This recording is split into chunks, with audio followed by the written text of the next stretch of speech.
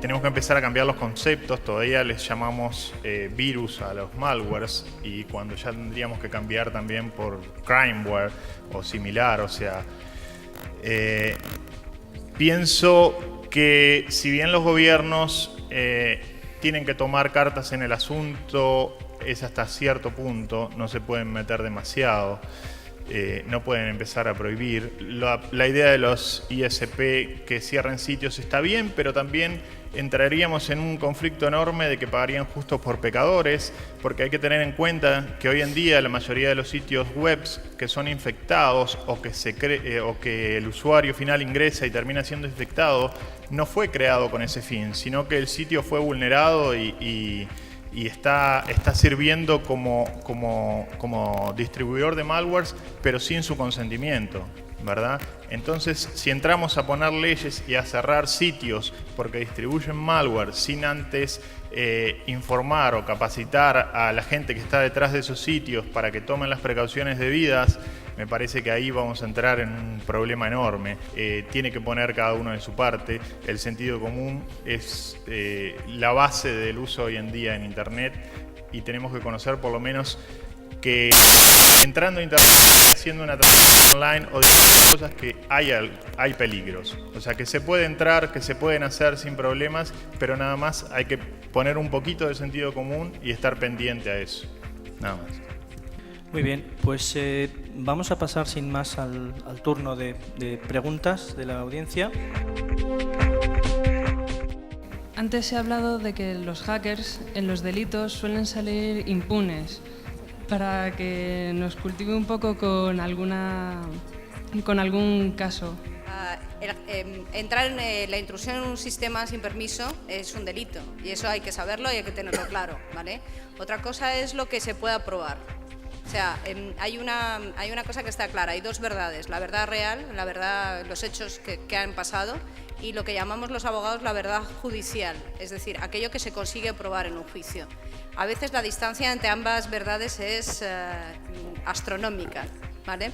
Entonces, la cuestión de hasta qué punto se puede condenar a un hacker es hasta qué punto se puede demostrar que tú fuiste aquel usuario virtual que atacó a aquella máquina, ¿vale? O entró en aquel sistema.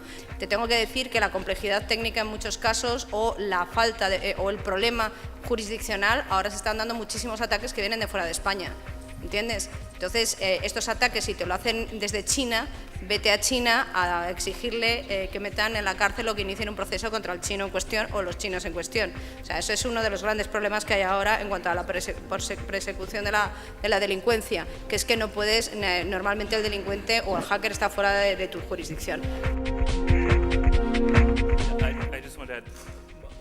Sí, siempre quería decir que mi libro trata acerca de unos hackers rusos a los que pillaron y a los que sentenciaron y enviaron a la cárcel, y han estado durante 8 años en la cárcel. De hecho, estuvieron haciendo denial of service, ataques de negación de servicio, y estaban atacando distintas páginas web. Y si veis todo el trabajo que se necesitó para conseguir eso, teníamos un investigador británico y un investigador privado americano, hubo incluso colaboración por parte del ministro de Asuntos Exteriores, y esto nunca ha sucedido antes y no ha vuelto a suceder porque no hay una buena relación entre coste y efecto.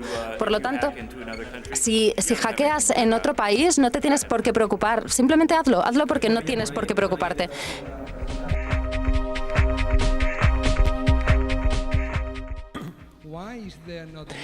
¿Por qué no hay entonces un interés por parte de los gobiernos en aplicar las regulaciones que ya hay y en aquellos casos en los que podemos pillar a la gente? ¿Por qué no hay incentivos? Pues porque si no los pilla, o si los pillan, les ponen una multa ridícula, una multa de 5.000 euros, y uno gana 200.000 al mes, no hay ningún problema. ¿Qué pensáis vosotros desde el punto de vista de lo que hace el gobierno? ¿Por qué no están los gobiernos o vuestro gobierno aplicando las normativas que ya existen? Perdona, Juan, yo creo que estáis hablando de temas de territorialidad, pero yo creo que antes de mirar más allá de las fronteras hay que mirar en España. Y a día de hoy la judicatura, jueces y fiscales, o sea, su tratamiento de Internet, o sea, roza la incapacidad, la ineptitud el absoluto desconocimiento de los temas, hasta el punto de que cualquier tema que llegue a sus manos de Internet se asemeja a la ruleta de la fortuna. O sea, depende del juez, de su estado de ánimo y de lo que quiera comprender, tiras la ruleta y dicta una sentencia. Con lo cual, antes de empezar a pensar en rusos, en gente del extranjero, tendríamos que empezar a pensar en la formación de los cuerpos españoles, que dejan muchísimo que desear.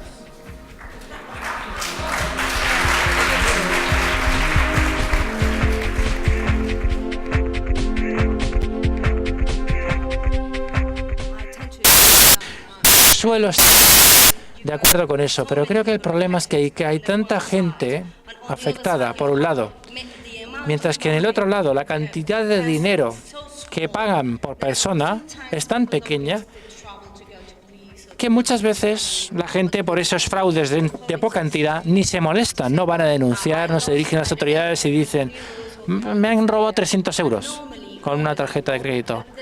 Normalmente el problema con las grandes empresas, las grandes compañías de seguros, eso es lo que ocurre. El banco, además, prefiere asumir el riesgo antes de investigar qué está ocurriendo en el ordenador correspondiente del cliente, porque es más caro. Y, por supuesto, ocultar a la gente la existencia de un problema de seguridad, porque en términos generales la gente está más preocupada.